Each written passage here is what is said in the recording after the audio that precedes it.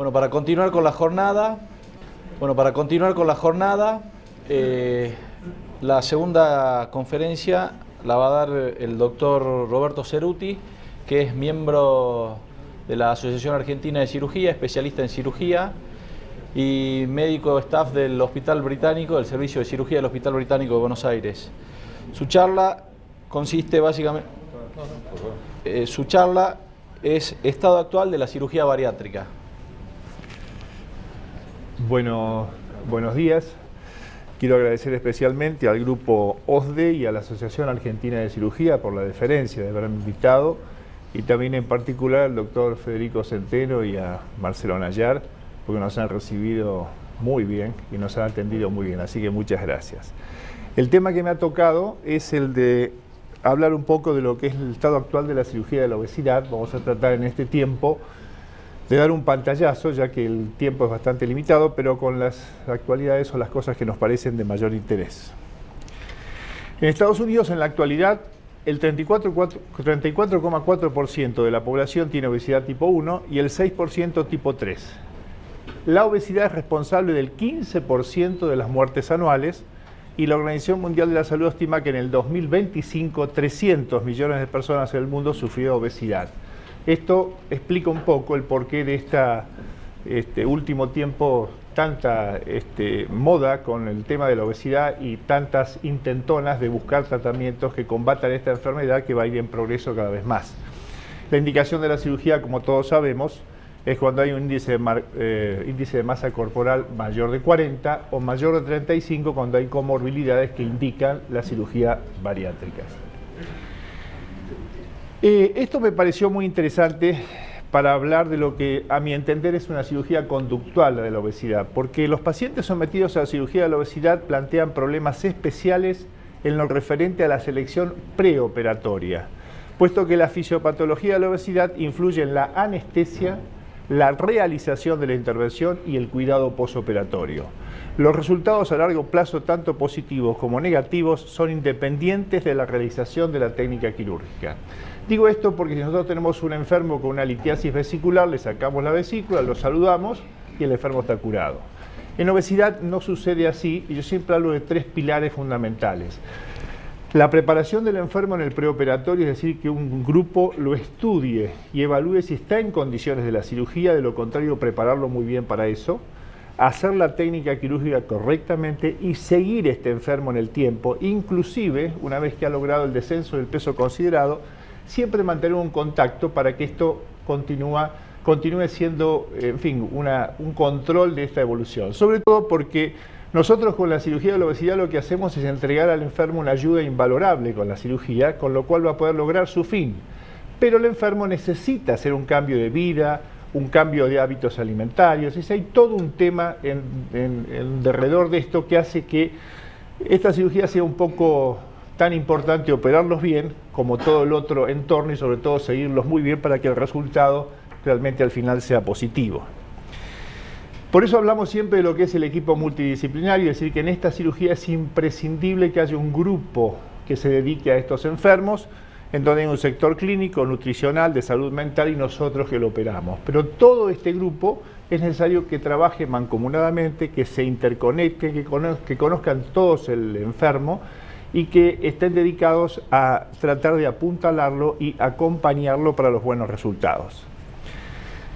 Se me ocurrió dividir en unos 4 capítulos con temas referidos a esto en la actualidad de la cirugía bariátrica, respecto a cuáles son los tipos de cirugía que vamos a coincidir y ustedes ya los conocen. Luego lo que se llama el Fast Track, o ahora la sigla ERAS en inglés, que es una serie de procedimientos para el pre-, intra- y posoperatorio que beneficiarían este tipo de cirugías mayores, a lo que llamamos la cirugía metabólica, y algunas palabras de la experiencia nuestra con algunos trabajos presentados de obesidad en el Hospital Británico de Buenos Aires, que es donde yo me desempeño. Estas son las 3 cirugías habitualmente conocidas por nosotros: el bypass gástrico, la gastrectomía vertical en manga y la banda gástrica ajustable. Empezamos por la última. Ustedes saben, descripta en el año 93, y a partir del 2001 fue aprobada en Estados Unidos Pero esto, si bien en un principio se realizó a mano abierta y muchísimo, sobre todo en Europa y en Estados Unidos también después de la aprobación, su popularidad ha ido en descenso y actualmente es utilizada por algunos grupos, pero cada vez menos. Este procedimiento, en cuanto a las cosas positivas del mismo, es que su curva de aprendizaje realmente ha sido corta y simple, es reversible, es ajustable, se hace por laparoscopía y tiene baja incidencia de complicaciones perioperatorias. Es un procedimiento realmente sin mayores complicaciones. Y la contra está referida a que hay una alta tasa de fracasos, cercana al 50%, que alrededor del 30% necesitan una cirugía de revisión y también tiene una alta tasa de complicaciones menores a largo plazo, pero complicaciones al fin. De manera que es un procedimiento que en la actualidad está un poco dejado de lado. El segundo de los temas es la gastrectomía vertical en manga, descrita también en el 88, sobre todo al principio como parte de la otra cirugía de la elevación pancreática, y posteriormente, en el año 93, laparoscópicamente, Johnston fue uno de los primeros que la introdujo. Y esta cirugía, que tiene una menor curva de aprendizaje que el bypass y una efectividad terapéutica similar. Lo puse en negro y resaltado porque realmente desde que esto apareció a la actualidad ha ido ganando mucho prestigio y en la actualidad tiene un resultado comparable con el bypass, lo que en realidad por ahí tiene todavía un déficit de resultados a largo plazo, aunque ya ha pasado más de 15 años. En Estados Unidos alrededor del 8% utilizan esta cirugía, pero en Latinoamérica y en Europa se está usando cada vez más y los resultados son muy buenos. Inclusive nosotros en el Hospital Británico diría que el 80% hacemos esta cirugía y el resto hacemos el bypass.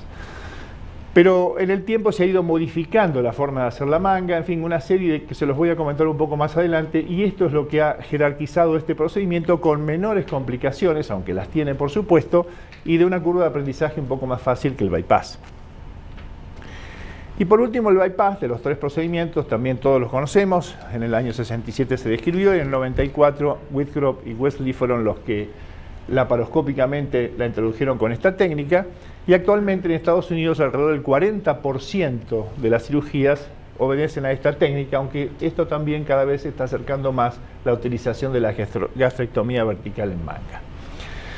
El bypass gástrico en realidad tiene cosas a favor, pero también tiene muchas cosas en contra. A favor es que tiene una mayor efectividad terapéutica que los otros procedimientos, tiene una mayor resolución de comorbilidades y en Estados Unidos ha sido el gold standard hasta ahora, que como les digo, está un poco emparejándose.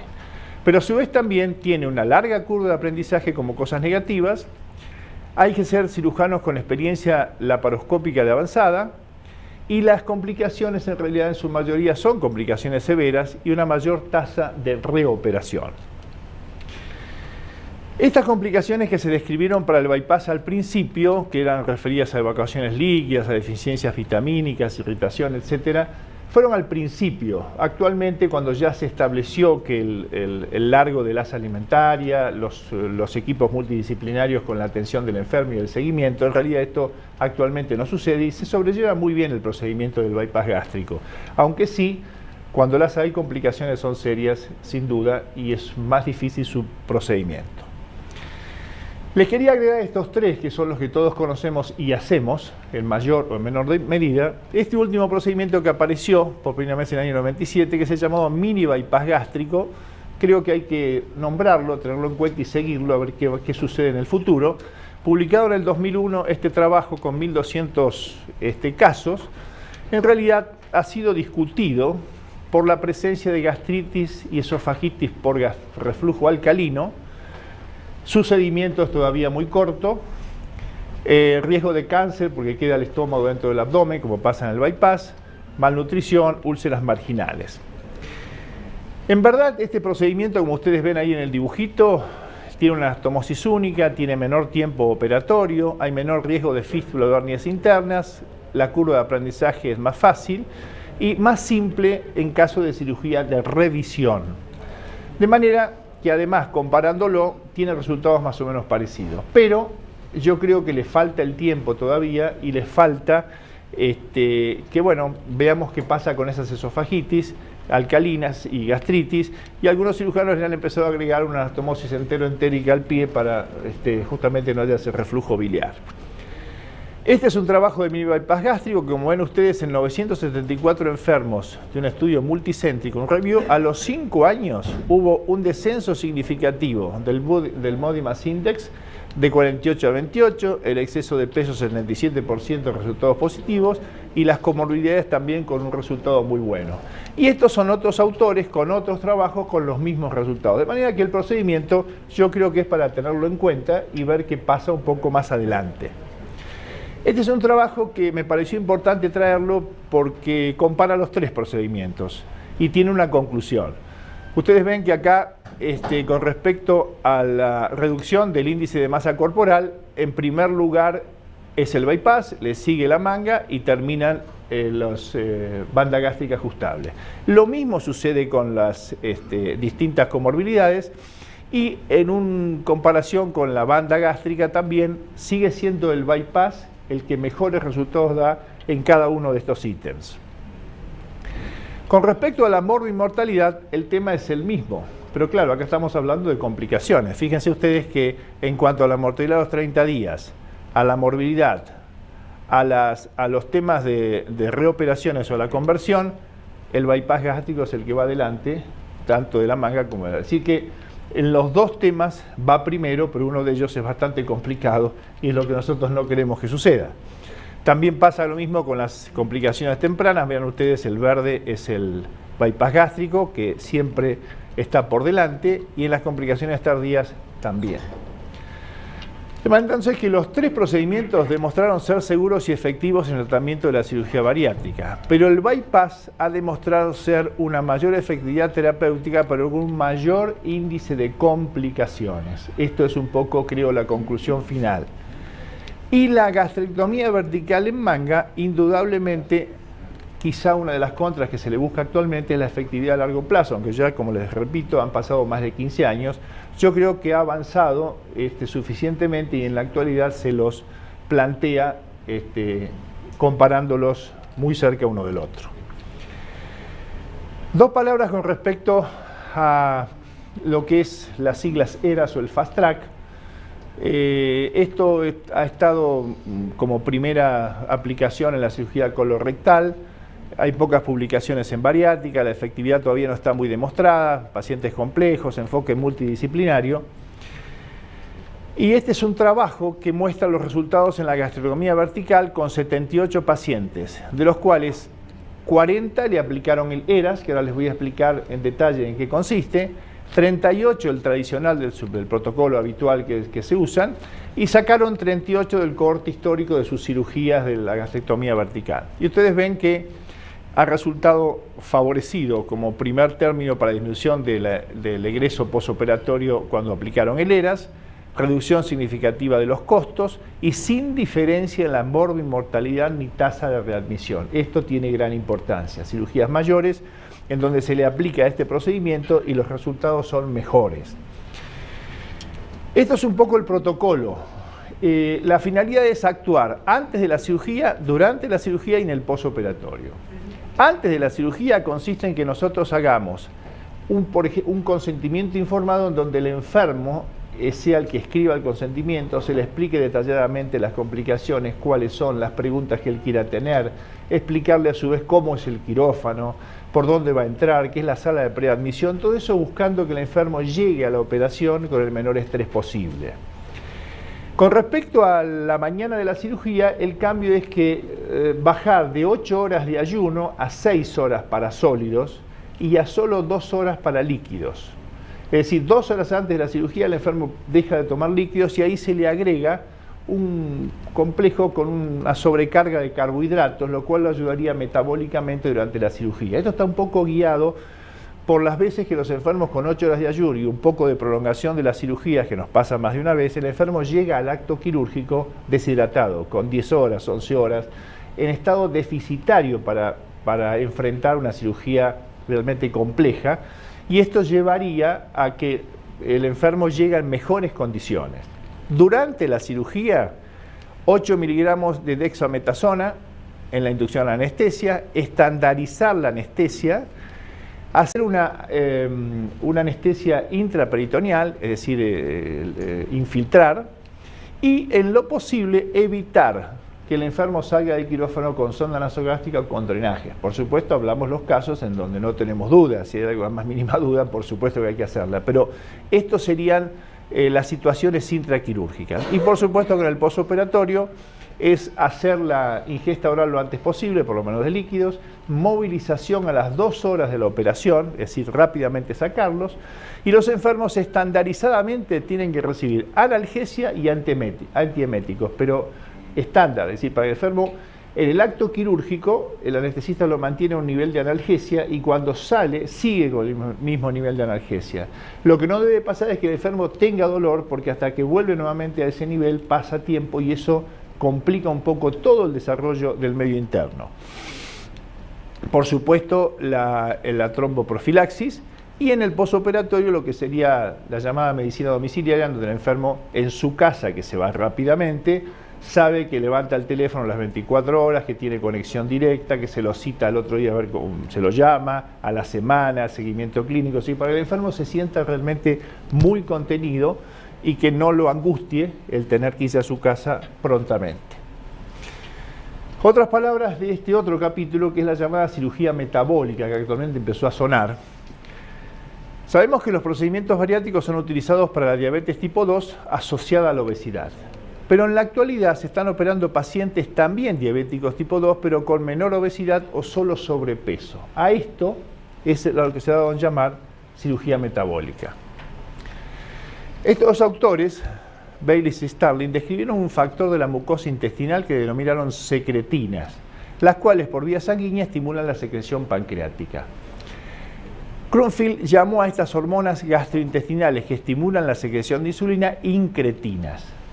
Esta conexión intestino-páncreas se la denominó el eje entero insular, es decir, la conexión entre secreción hormonal gastrointestinal y respuesta pancreática. Estos son algunos de los elementos que actualmente se manejan en lo que beneficiaría la cirugía de la obesidad a justamente los enfermos con diabetes tipo 2. El GLP-1 y el GIP, que son hormonas gastrointestinales que tienen ese efecto incretina, quiere decir que estimulan la secreción de insulina, que dan aumento de células betas, que vuelven a permitir que la insulina sea utilizada. Este péptido YY no es efecto incretina, pero aumenta la saciedad, retarda el vaciamiento, es decir, colabora en el mismo proceso. Y por último, todos conocemos la grelina, que es una hormona que está en el fondo gástrico, la cual con cualquiera de los procedimientos, como se extirpa esa zona, deja de estar y eso beneficia porque esta fundamentalmente estimula el apetito e inhibe la secreción de la insulina. De manera entonces que ante esta nueva modalidad lo que se ha dado en utilizar es el bypass gástrico, la gastrectomía vertical en manga y algunos otros, hay algunos centros que han publicado hacer una gastrectomía vertical y después una yeyuno iliar anastomosis a 2 metros de la válvula ileocecal, que hablan con resultados buenos, pero bueno, son todos procedimientos que buscan eso, buscan saltear los primeros centímetros del delgado y hacer el pasaje alimentario mucho más abajo. En verdad yo creo que este trabajo ha sido bisagra con respecto a lo que hablamos de la cirugía de la gastrectomía vertical en manga. ¿Por qué? Porque este es un trabajo que fue publicado en el New England of Medicine, es decir, lo publicaron los clínicos, para decir de alguna manera. En este trabajo se tomaron 150 enfermos de muestra y se los dividió en 50 cada grupo. Un grupo de 50 recibió tratamiento médico con todas las indicaciones, con un seguimiento estricto. Otros 50 bypass y otros 50 gastrectomía vertical. Al año los evaluaron, año y medio, y se vio que los del tratamiento médico seguían igual. La glucemia subía, bajaba, pero los enfermos no se controlaban. El bypass resolvió y curó la diabetes en el 84% y la gastrectomía vertical en manga en el 82%. Esto fue lo que a nivel clínico y endocrinológico pegó un salto, porque realmente el procedimiento de la gastrectomía vertical está dando los mismos resultados que el bypass. Por eso, a partir de ahí, vinieron algunos otros trabajos publicados, inclusive algunos experimentales, porque al principio se creía, como habíamos dicho, como era parte de la cirugía de la derivación biliopancreática, Después se la empezó a utilizar porque, bueno, se la utilizó en muy superobesos al principio haciendo solo la gastrectomía vertical, porque si no era muy riesgoso. Cuando bajaban se le hacía la segunda parte. Pero cuando los gorditos a los 8 meses lo fueron a buscar, habían bajado y más de uno no quiso que lo tocaran más. Y bueno, ahí arrancó esta modalidad en el tiempo. Y al principio se creía que era exclusivamente restrictivo, lógico. Nosotros tener una gaita grande al tener un tubo, se pensó, bueno, es que es cierto, hay restricción. Pero se demostró que hay una diferencia del vaciamiento de ese nuevo estómago. Y eso es lo que también funciona en la secreción de las incretinas. Por eso mismo, actualmente, los dos procedimientos están bastante nivelados en cuanto a sus resultados. Por último, algunas palabras de la experiencia nuestra en el Hospital Británico. Entre otras cosas, les voy a contar de dos trabajos que me parecieron muy interesantes para traerlos y para comentárselos. Esto fue presentado en el Congreso. Es la gastrectomía en manga laparoscópica, efecto de la resección del ángulo de His en el reflujo postoperatorio. El objetivo fue evaluar el efecto de la resección del ángulo de His durante la gastrectomía vertical en manga en la incidencia del reflujo gastroesofágico. Lo que hicimos fueron dos grupos, un grupo A con resección del ángulo de His y un grupo B sin resección del ángulo. El total de los enfermos fue 43, hubo 28 en los cuales no se resecó el ángulo de His y 15 en los que sí se resecó. El resultado fue este. El grupo donde no se resecó el ángulo de His, del total hubo 19 que no tuvieron, pero 9 tuvieron reflujo gastroesofágico. Y en los que resecamos el ángulo de His, los 15 no tuvieron reflujo gastroesofágico. Como ustedes ven, 9 de estos suman un 20% del total de la serie y un 32% del grupo A, que era sin resección. Las resecciones del ángulo de His se presentaron en nuestra experiencia como factores de protección. Esto tiene una explicación en algunas publicaciones que hubieron. Por un lado, porque se aplica en la explicación la ley de Laplace, en donde ese diámetro o ese radio de lo que es el esfínter esofágico inferior, al cortarlo pegado al ángulo de His, se achica, pero ese radio menor actúa como mayor contenedor del reflujo, al revés de lo que se pensaba. Tal es así que cuando se investigó el tema, el mayor reflujo estaban en los enfermos que tenían, y fue lo que nos pasó a nosotros, separada la sección y dejando una bolsa superior un poco más amplia al lado del ángulo de His. Y por otro lado, al faltar el fondo y el cuerpo gástrico, hay una menor posibilidad de los reflujos. Lo que hay que tener en cuenta es que en las gastrectomías verticales uno debe resecar también el antro en la medida de unos 6 centímetros, porque cuando quedan antros muy grandes, ahí se colecciona un poco de resto y eso puede generar un poco más de reflujo. Pero en verdad, este resultado creo que es llamativo y nosotros estamos haciendo siempre pegado al ángulo de His y hasta ahora, vamos a presentar los resultados un poco más adelante, no hay reflujo gastroesofágico cuando lo pegamos al esófago. Y este otro es un prospectivo randomizado del valor hemostático de la sutura como refuerzo de la gastrectomía vertical. Ustedes saben que también se ha hablado mucho de hacer la sutura, de no hacer la sutura, de ponerle una cosa, de ponerle otra, como siempre pasa en todos los temas quirúrgicos. Bueno, lo que hicimos es determinar en el objetivo la utilidad de esa sutura para disminuir la incidencia de hemorragias posoperatorias. No estamos hablando de fístula, estamos hablando de tratar de disminuir las hemorragias posoperatorias en la gastrectomía vertical. Fue un estudio comparativo, prospectivo y randomizado donde hubo un grupo 1 con sutura y un grupo 2 sin sutura de refuerzo. Se incluyeron mayor de 40, indicación de la gastrectomía y un seguimiento mayor a los 6 meses. La población total de 102, hubo 22 excluidos, nos quedaron 40 pacientes en cada grupo, con sutura y sin sutura. Nuestros resultados fueron, en el grupo 1, débito de 500 a las 36 horas, caída del hematocrito y se resolvió espontáneamente. Y en el otro grupo, el grupo 2, sin débito a la semana, pero después hubo fiebre, TAC, se generó un gran hematoma, drenaje percutáneo, escaso débito, se hizo una laparoscopía y fue nada más que una limpieza, pero como ustedes ven, hubo un evento para cada uno de ellos. De manera entonces que, en verdad, en nuestra experiencia, la realización de la sutura de refuerzo manual no se asoció a una disminución de los sangrados postoperatorios. La sutura de refuerzo manual laparoscópica puede generar otros riesgos, es decir, más de una vez cuando uno está realizando la sutura, pincha un vasito, se hace un hematoma, empieza a sangrar o es un factor en contra más que a favor. No hallamos fundamentos en la prevención de hemorragias para realizar la sutura de refuerzo manual laparoscópica de forma sistemática y en el tiempo que lo calculamos aproximadamente se tarda entre 15 y 17 minutos en hacer la suturita a todo lo largo del estómago, que no es corta la cosa.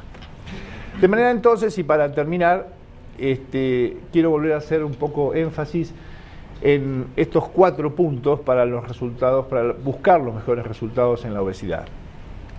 Uno es el manejo integral, referido justamente a que un grupo multidisciplinario evalúe muy bien al enfermo. Hablo del punto de vista pulmonar, endoscópico, su medio interno, etcétera, etcétera, para dejarlo en perfectas condiciones o apto para ser operado. Porque como ustedes saben, el enfermo, el gordo, el obeso, viene destruido, ha hecho todo, ha pasado por todos los centros, ha hecho la dieta de la luna, de todo.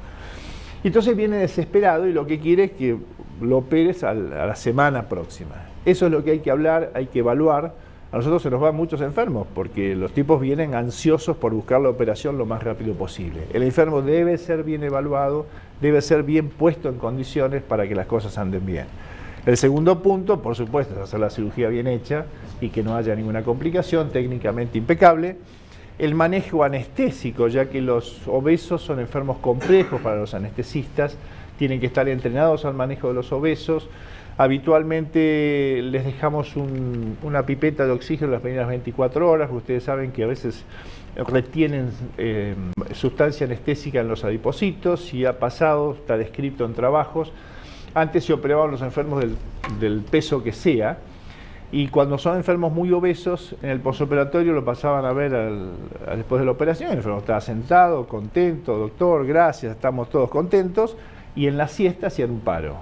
El enfermo, por la gran masa que tiene, hace una pequeña liberación de anestesia, se deprime y hace un paro. Entonces, actualmente se busca bajar un 10% del peso que tiene el enfermo preoperatoriamente. Eso también lo lleva a que tenga una conducta de cómo va a ser su vida futura.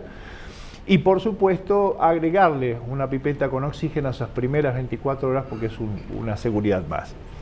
Y por supuesto, sin duda, el seguimiento y control, porque estos enfermos hay que seguirlos para acompañarlos. Ellos tienen problemas de todo tipo, indudablemente cuando uno aumenta 10 kilos, 15 kilos, es un tema, pero si aumenta 60 kilos, hay problemas que tener en cuenta, que acompañarlos y que tratar de resolverlos. Además tiene problemas con su nueva imagen corporal, con problemas de todo tipo. Así que hay que seguirlos y acompañarlos y periódicamente, aunque todo esté resuelto, conectarse con ellos.